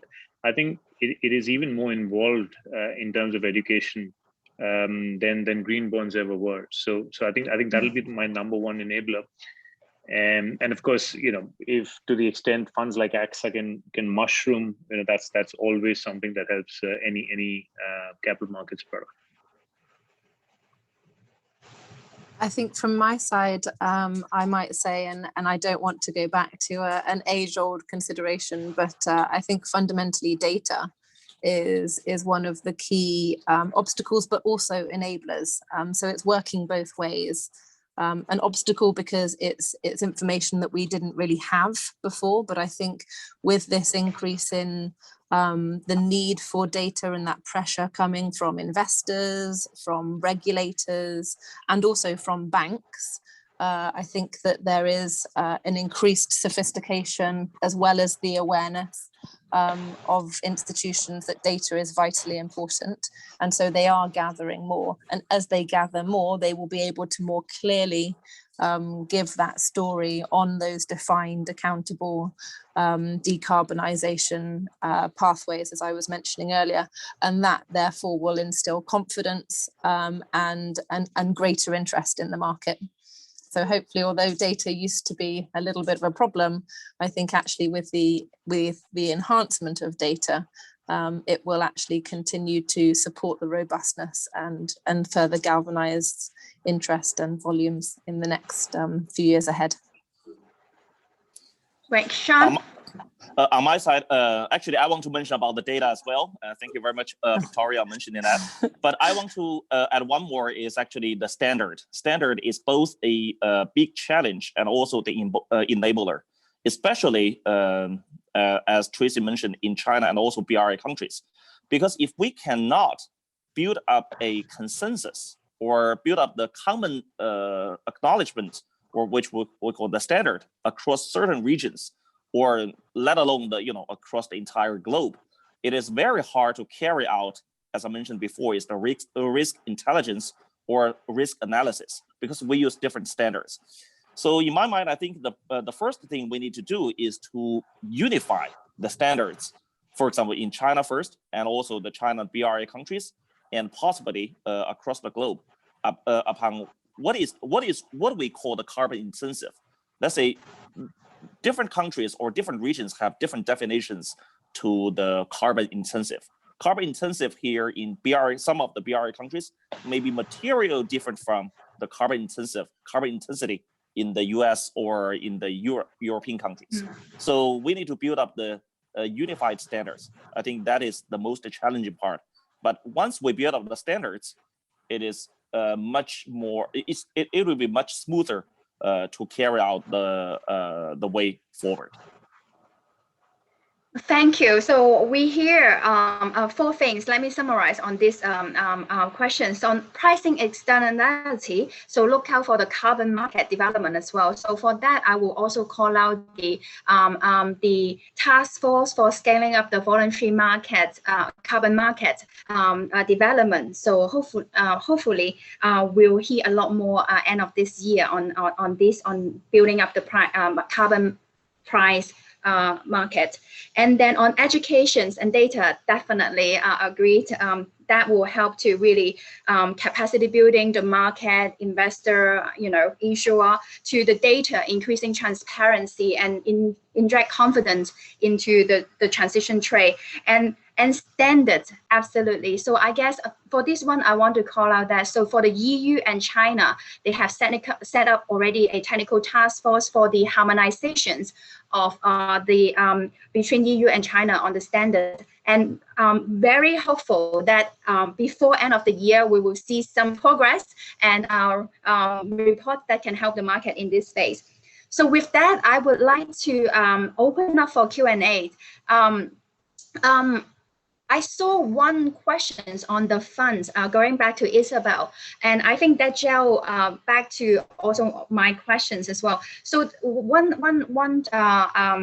audience asked the questions, the fund name that Isabel, you were mentioning, so the Just Transition Fund. And my questions to you back to that is, I hear that big pocket, 7 billion of the fund has been set up to go to the carbon intense asset market and going to the helping the community, the workers, and upskilling, and also on injecting into the green investments on that front.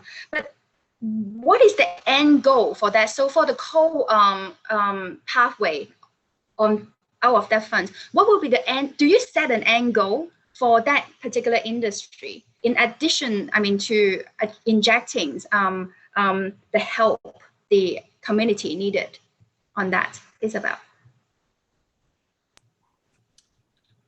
I think in the case of coal for electricity production, I think the goal is to close down the power stations. I'm not into the details on how this is done in every country of the European Union because the bank does not operate in all of them. But the ultimate goal is to reduce and eventually eliminate coal power from Europe, with different time scales depending on the age of the power station, the technology it uses, and so on. On mining, I think the idea is that the number of mines, particularly in lower added value segments, again, they tend to be loss-making mines in some cases. They entail quite a lot of jobs because it is a job-intensive industry. So I think, again, the goal is for those industries and those mines which are not profitable anymore, the lignite and low quality coal, to close them down as well.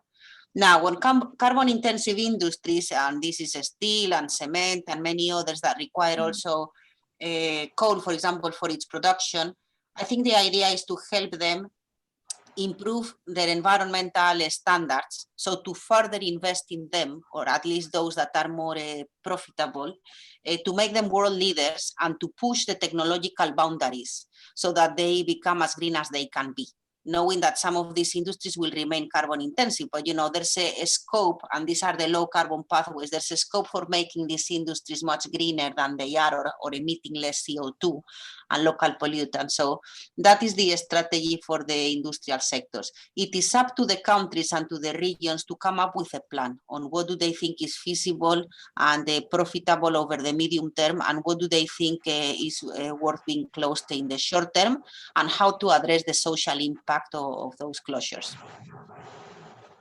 Thank you. I want to Are there any more questions from the chat? I don't think there's any more questions from the chat, but we still have a few minutes left. So I do want to ask one more question to our panelists. So we mentioned standards. So in the absence of a harmonized transition standard, of course, we have a few guidebooks, right? In the absence of the absolute standard, I mean, between now to the one that coming out, can the speaker share your views about how in between we are going to still really, fast forward, taking urgent actions to help the carbon intensive industry to transition? So during this time when we're doing it, how do we better articulate this transition financing to avoid falling into the category of greenwashing? I think, I want to hear from if anyone from our speakers want to share that view. Yeah, I'm happy to jump in there, Tracy, with my views first. I mean, I think it's a very good question and it's a very important question. And actually, this is where I think currently the market guidance that does exist in the documents that I was mentioning in my previous answer provide very high level, clear steers to the information that should be disclosed. But at this point in time, there is still that flexibility, and arguably there should be, because there still remains to a degree flexibility in the relatively well-defined green space with the various internationally accepted taxonomies from China to the EU. So in the context of transition, I think that's where it is even more important to use the high level guidance that does exist, but make sure when you're looking at explaining your strategy and any potential investment opportunity, whether it be you're looking at coming to the market in a bond or a loan format or anything else, that you're clearly stating why that particular technology or asset to invest in is part of that transition story. And by that, I mean, are the environmental benefits very clearly defined in a science-based way? Are they very much in line with the Paris Climate Agreement, considering the specific country's nationally determined contribution and everything that we understand on the considerations around the sector that it is in and the sectorial basis analysis as well? And so considering the high level guidance with the geography and the sector, I think there is then a little bit of room for each individual institution to develop their own strategy, be very transparent about what they are offering, and clearly working with advisors, be it banks or external reviewers that have got experience in the market, come up with a robust and transparent proposition. I think with all that in mind, the market will continue to develop in a very robust and acceptable way until such point in time that there might be internationally agreed guidance as we've seen in the other areas. Thank you. Anyone want to add before we wrap up the panel? Yeah, I can quickly add on that. So this is a very good question, Tracy. But my answer is that we don't have to worry too much for the lack of unified standards at this moment. Because if you think about, for the green finance or transition finance, it's like a wild west, right? And the standards usually fall behind after the expansion of the universe, right? So our current job is carry out our strategies, institutional-wise or country-wise, or, we just do our job. And later on, once we continue, or once we carry out a strategy of the green finance or transition finance, I think at a certain point down the road, the institutions, the countries, and the different conferences will bring people together and have more dialogues. And then the standards will be, and then the people actually will automatically talk about the standards. So that it's like we don't have to worry too much. We just do our job. And at a certain point, we'll make the standards more unified. This is my view. Thank you, Sean. Anyone else before we wrap up? I think timing-wise, we're really spot on, 6 o'clock. So thank you very much for insightful sharing from our speakers. And I would like to wrap up this by inviting everyone from listening to this panel to identify one action from today's webinar to bring back to your organization to accelerate the transition pathway to net zero. With that, please join me to thank our panel speakers for an insightful panel. And I would like to pass this back to Changlin. Over to you. Thank you. Thank you very much, Tracy, for moderating this really fantastic session. And also thanks to all the speakers today. And I know some of our audiences are based actually in the US, and now it's very late, maybe very early sometime. So now, transition is a very emerging topic and gaining more and more traction. So I'm very happy to share with you as well today. I think by peak time, we have more than 100 participants to the event. I think this is one of the largest participated event. We discussed both risks and investment opportunities, especially transition risk side. And the smooth transition will need much more efforts from all of us. Options discussed today include innovation and policy design and financial products. And later this year, the UK and Italy will host the COP26. And we have all the reasons to believe that more and more countries will announce carbon neutrality goals. So talking about transition, I actually have three, I think, points to share in the end, very short. First thing is still on the risk awareness. I think Tom earlier today mentioned that actually the change, maybe the magnitude of importance of climate actually has changed in the past 20, maybe 15 years. Since maybe 2001, when China emerged as one of the largest emitters. And now net zero is gaining magnitude, and more and more awareness is paid attention to. And even today, actually before 2020, when President Xi Jinping announced carbon neutrality in China, I think still the largest barrier in environment and sustainability would be still on pollution. But now as a lot of pollution issues has been addressed, the climate is now coming to the top priority on the list. So I think the awareness now is gaining traction as well. And now, especially in the investment side, I think physical and transition risks are of importance to everyone, especially among us in this panel. And the second thing is innovation, which is also, I think, the core part of today's event. The innovation in policy design, which was shared by GIZ colleague Alex, and also on standards. We talked about standards for earlier today, including the standards for green and sustainable finance, but also probably for transition finance.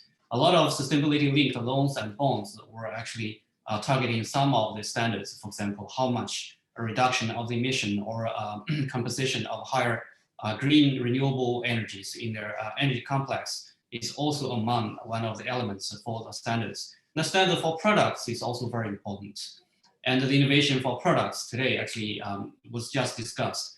For example, the innovation in green insurance can help a lot to ensure that maybe new investors and newcomers in the sector of energy sector, maybe other renewables and other sectors, actually will help them to reduce the risk and maybe share the risk among different investors and make sure the opportunity will still be gained by newcomers.